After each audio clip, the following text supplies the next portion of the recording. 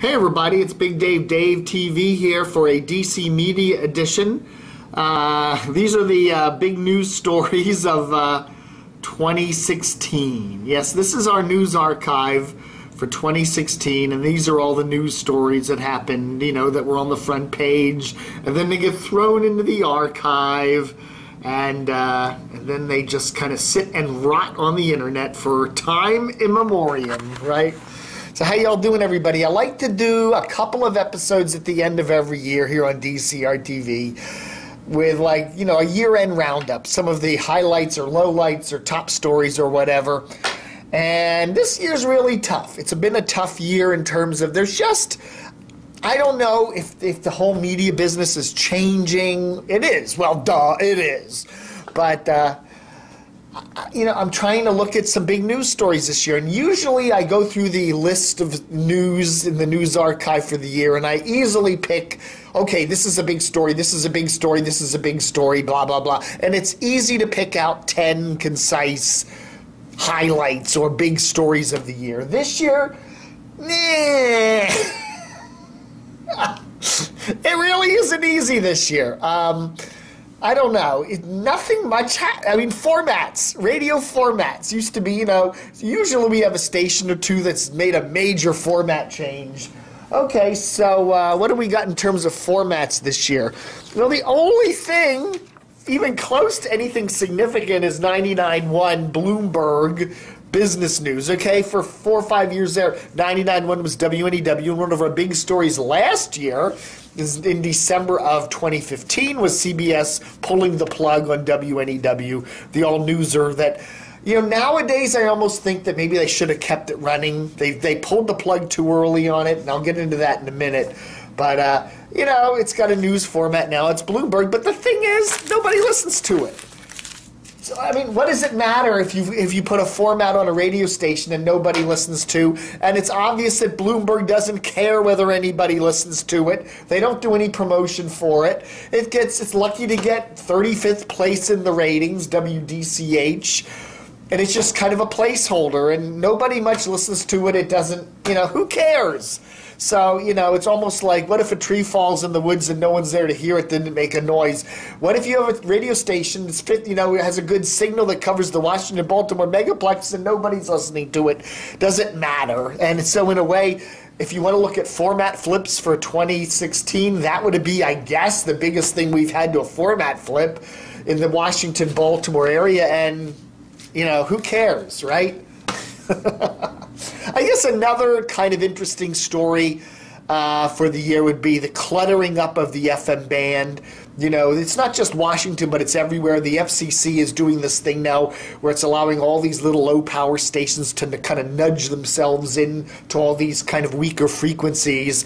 So in the olden days, if you lived in Washington, you could tune around your FM dial and hear stations from Hagerstown and Fredericksburg and Baltimore and Winchester. And now all those frequencies that are kind of the weakish ones are all being low power Spanish and ethnic and whatever stations are there. So you're getting all these funny little signals. Even here in Northern Virginia, I used to listen to WZBA The Bay on 100.7. It had an okay signal. You could kind of hear it in the car. Now there's a little religious station in Falls Church on it. You can't hear it anymore. A little station, a country station out of Hagerstown used to be able to get on 104.7. You can't hear that anymore. So yeah, that's kind of an interesting thing, the FM cluttering up of the band. And, and it's not necessarily, it's a good thing, I guess, because there's more stations, but it's also a bad thing because there's just more clutter and noise and the band sounds worse. Big story of the year, I guess you could put this up there, the decline and fall of the Washington Post and print media altogether. The Washington Post, yes, they come out with these little press releases every now and then and how their web traffic is up and all that other stuff. But the newspaper looks really horrible. It's bland, it's boring, it's dull, it's kind of an afterthought. You read it and, I cancel my subscription to the Washington Post print edition this year. I moved here to the Washington area when I was a kid in '72. I've been a print subscriber to the Washington Post for over 40 years in one form or another, through my family, through me. And I canceled it this year. I just got to the point where, who cares? I mean, I can read the stuff online. I don't even need to subscribe to it. There are tricks you can jump through to view that. Plus, there are so many other media sources of just about any kind of news you want. Well, the Post is still a pretty good paper. I mean, Jeffrey Bezos owns it now, and he's obviously kept it alive. But if it weren't for Mr. Bezos, that paper would be, without his money, without his deep pockets, I dare say the Post would probably be a pamphlet, kind of like what the Baltimore Sun has become. So I don't know. So I guess we could say that the decline of those traditional, newspapery type, old-fashioned journalistic kind of things. Also, I think in that same vein is kind of the decline of local television news. I know an awful lot of people these days that just don't watch local TV news anymore. It's kind of gotten to be a joke. Channel 5, Channel 9, their newscasts are idiotically stupid. I mean, I think people just put them on, especially in the morning, because they need some sort of noise in the background while they're getting dressed and having their morning coffee. Nobody sits and watches that stuff. Channel 7 got bought by Sinclair, and Sinclair's this ultra-right-wing company, and they really think they can, move the needle on politics by, juicing up their news in one form or another to lean to Republicans and Donald Trump and all that. The problem is nobody's watching their news anymore. It doesn't matter. It's irrelevant. Television news is largely becoming totally irrelevant. And the fact that Channel 7 got rid of Leon Harris, which was probably one of the top TV anchors in the Washington market for the last decade, and nobody else has picked him up, it just kind of shows you the demise of local TV news. It's sad to see. In a lot of ways, the local TV newspaper and the old local TV newscast have really become largely on the road to irrelevance in 2016. And if that's not a big story this year, that trend is continuing in that direction. I don't think that's a good thing for this country. It's good to have a strong newspaper. It's good to have strong independent journalism, and we're getting less and less of that. And it's not just a Washington thing, but it's all over the country. And, it's not a good thing.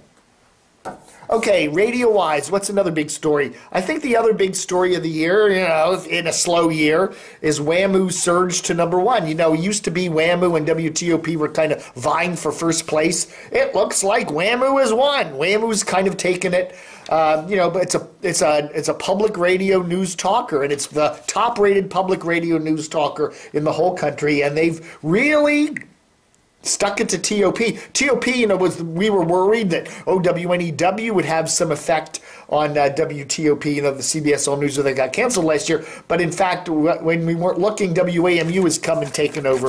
WAMU's, I don't know, I think part of the problem that WTOP is a certain fatigue. They're running an awful lot of commercials, and really annoying commercials. The Cars for Kids. There's a commercial about some woman talking about her poop, how her number 2 looks like a number 3, and those horrible long roofing ads.